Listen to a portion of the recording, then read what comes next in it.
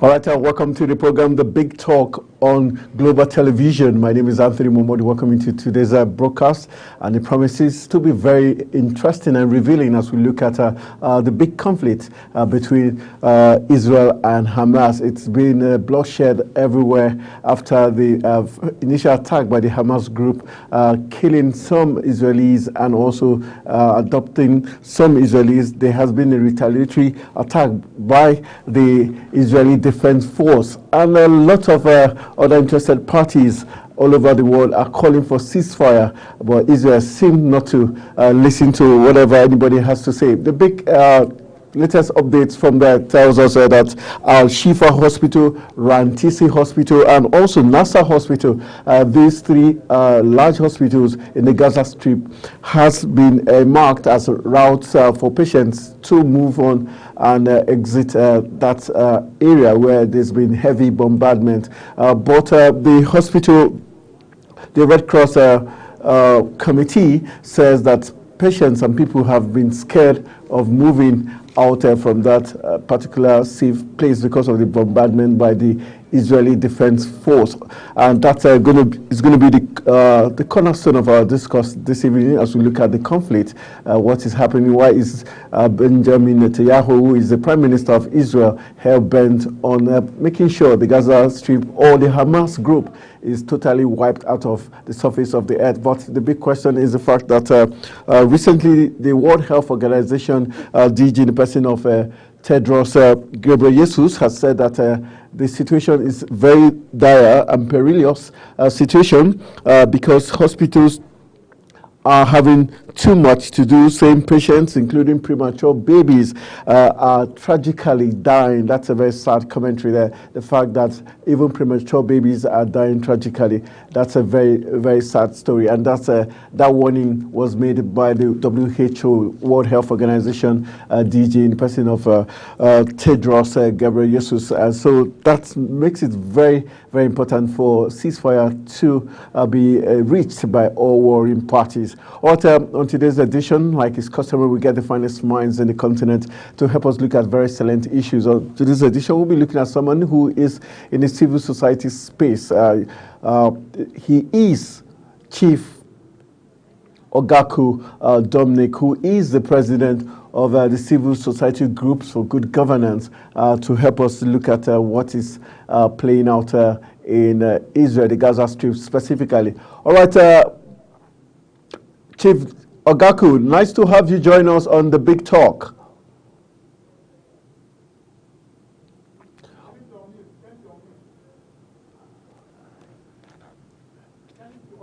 All right, Chief Ogaku, we'd like you to unmute so that we can have this discussion flow very seamlessly. Can you unmute, please? Okay. All right, thank you. Okay. Thank you very much, Anthony Momodi. All right, nice to have you join us on the Big Talk on Global Television. Okay. All right. Thank you very much. Yes. Okay, let's look at the Hamas-Israel conflict. Can you hear me? Yes, I can hear you. All right.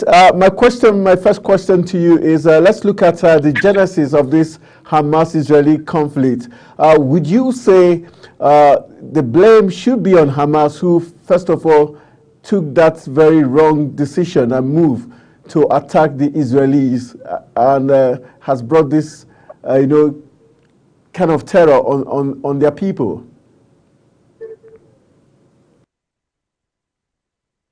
Yes, the truth be told, that is very, very, what you just said is very correct. But what is more correct now is we have passed that episode. And I think the world is moving, and I believe that yes, that spike, that decision by the Hamas group to have triggered the might of Israel was a move in the wrong direction. We cannot tell specifically what informed that decision, but I guess we have passed all that now. I guess we have passed all that now. We're at a point where we need to begin to think as humans. We need to bring our humanity to bear on the situation, not minding what's the trigger or who caused it, or who is right or who is wrong. And I feel that this is a time for us to actually put on our humanity, because we cannot be counting the losses. It's becoming too much, one too many. And I believe this is not the right way to go at the moment. The Israeli government, the Prime Minister Benjamin Netanyahu, the IDF, the Israeli Defense Force, should face the International Criminal Court for war crimes against humanity. While on the flip side, some other allies are saying Israel has the right to defend its sovereignty and its people. For you, at this point in time, what should we be looking at? Do you think Israel has crossed the line to face the International Criminal Court? And do you agree to those who say Israel has definitely is committing war crimes? Well, like I say, it's the issue, the narrative, the trajectory of the entire process is actually changing. I was listening to Senator Bernard Sanders a while ago, and he was trying to challenge the Israeli to be very democratic, to allow for equitable and accountable living. He was saying that even the Americans who have been supporting them with over 2 billion over the years require more commitment on their part.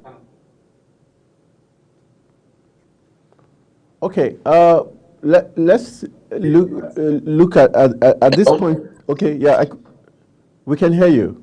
It's not fair, in all honesty, what the Israelis are doing at the moment, because I think with the casualties involved, women and children who are very innocent, I think it brings to mind Israel actually has to put on a human face. They have to put on their humanity and forget about the pride that has actually, for me, I feel that's what has actually consumed them at the moment. Okay, let's looking at Israel. So, do you agree that Israel is now committing war crimes and they should face the International Criminal Court? Do you definitely they will face charges, as well as Hamas too, because it's a two-way thing. Do you understand? But what Israel is doing is becoming. I think it's time for ceasefire. They have shown their might. They have been able to show their power. They have been able to show their strength. They have been able to disseminate and dismember the entire structure of both Hamas and the Palestinians. And so I feel that at this point, there's need for ceasefire.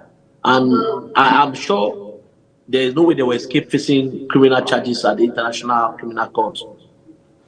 Okay, let's look at the allies on both parts. We know the U.S. is a strong ally of the Israelis. Let's look at, do you think it's for political correctness that countries as big or as strong as China, Russia have tactically not gotten themselves involved in this, though we've seen other Iran and other countries trying to say, okay, at a point they might have to step in to help the Palestinians. Do you see something brewing somewhere along the line if Israel continues its bombardment of the Gaza Strip?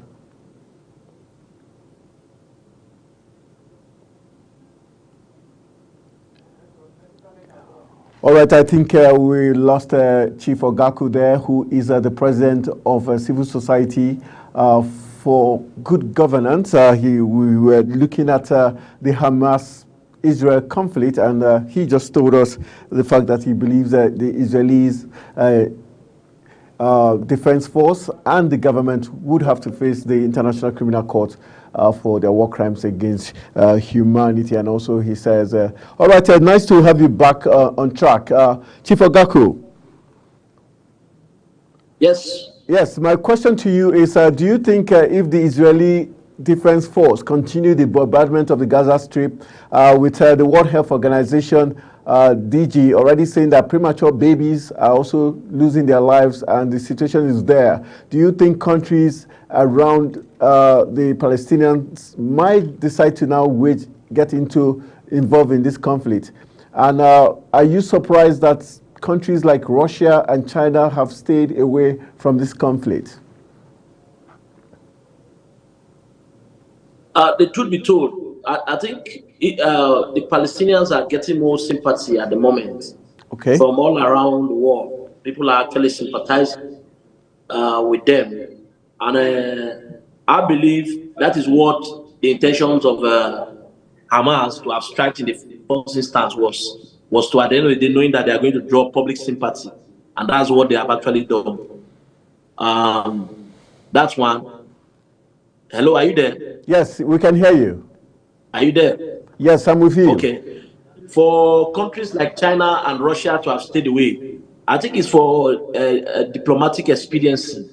I'm sure they are trying to wage and trying to evaluate what is going on. You know, whether you like it or not, these are independent countries. Talking about Palestine and talking about Israel, they are both independent nations. And one must be very careful to take side, knowing fully well the antecedents and the history of what led to these bombardments. I believe that people, Gaza, Palestine, people are being very, they are drawing a lot of public sympathy. There's a lot, people are already considering that Israel is not fair. Israel is biting more than it can chew. Even the Americans who have, like what I was trying to tell you, there are frontline senators like Bernard Sanders, they are already coming out to criticize the action of Israel and asking Israel to cease fire. That goes to show that I think we are almost at a point where Israel has to reconsider her position and her stand on the attacks and the bombardment. Okay, let's look at the Hamas group. For now, what do you think will be playing the minds of the Hamas members and also even the people of Palestinians who by now would be also feeling the brunt of either supporting Hamas or not trying to dissuade Hamas from its kind of way of doing things? You know, the truth be told, Hamas' mission is already known. Hamas is a radical group, and for them, they have been able to achieve the reason why they are operational in the first instance, just so that they can troubleshoot and trigger what you are seeing in the final analysis. These are the triggers which they actually wanted to pull. For them, human life means nothing.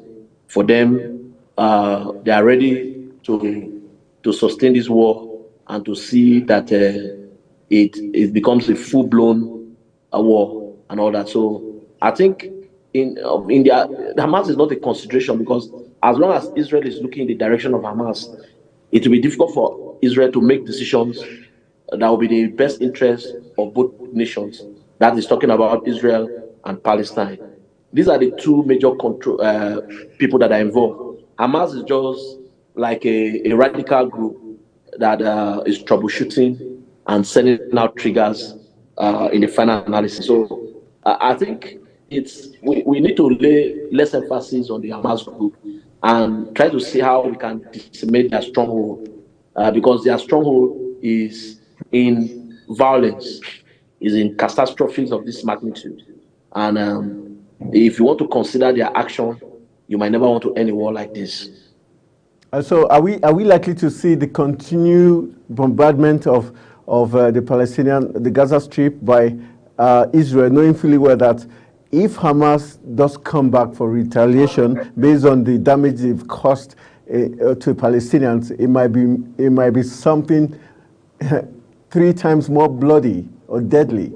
So would that be a drive for Israel to continue this bombardment? And do you think they can actually succeed in wiping Hamas totally off from the face of the planet? It's actually impossible. Wiping Hamas is totally an impossibility. These people are spotted all across. And if you think of wiping them out, I think that is actually not an option. What they have succeeded in doing is to be able to pitch Israel against the Palestinians. Okay. Don't forget, these people have had have had good relationship over the years. Okay. Apart from yes, Israel, Palestine, they've lived together, not today. And apart from skirmishes and the Hamas that we're talking about here, these are barely, you can even describe them as brothers. You can describe them as brothers because they all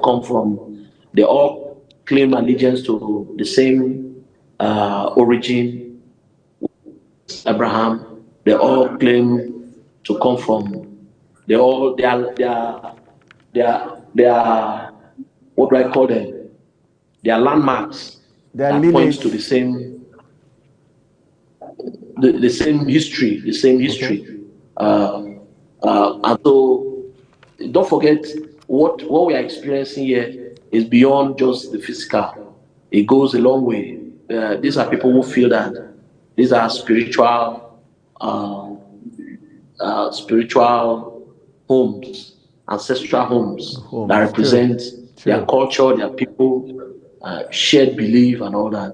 And so it is not easy to really say who is right or who is wrong. But I feel that why the whole continent, why the whole world is actually So, very confused at the moment is because there's mayhem, there's so much destruction, but do you there's so think there much could be for a nothing. two? Do you think there could be a two-party system, two-party, a way they can have two countries in one? Could that work out? Could that probably give us some bit of lasting peace? I think that is what well, if I listen to Senator Sanders very well, that's what he was suggesting. These two people need to come together, sit on a round table, and try to iron out issues without really considering who is more right or who is more wrong. Okay. I believe they can negotiate. There can be negotiation that will be peaceful, that will be sustainable, and that will be for the betterment of both countries involved. Okay. You see, the war is already going through too much for us to now belabor it with another war. True. If this thing gets into a full-blown war, or there's a lot of projections, people are already talking about The World this War. is another world war and all that. So and for us, it's becoming very troublesome because whether you like it or not, look at the gory pictures of babies, of children, of mothers, of aged people being outrun by this bombardment. It is very pitiful and it's shameful for us who try to look at Israel as a country of righteous people. I think that narrative for now has changed totally. It goes to show that even Israel itself has a lot of things to answer to at the moment. All right. Thank you very much. I want to say a big thank you to Chief Ogaku Dominic, who is the president of Civil Society Groups for Good Governance right here in Nigeria. Thank you for the great work you and your group are doing, and thank you for lending your voices to the Hamas-Israeli conflict. Thank you very much, Modu. The pleasure is mine. All right. Thank you very much. All right. As we of the program, Big Talk on Global Television. Let's just let you know that the Rafah crossing is a route which has been created for patients and some Palestinians and others to exit the Gaza Strip, and taking place by the Israeli Defense Force. And from information reaching us, foreign nationals have left the Gaza Strip through the Rafah crossing and into Egypt, and as much as 300 persons have crossed over. All right, that's how much time is going to allow us to take on today's edition of the program, The Big Talk. My name is Anthony Momodu saying thank you for joining me. Let's do this again next episode.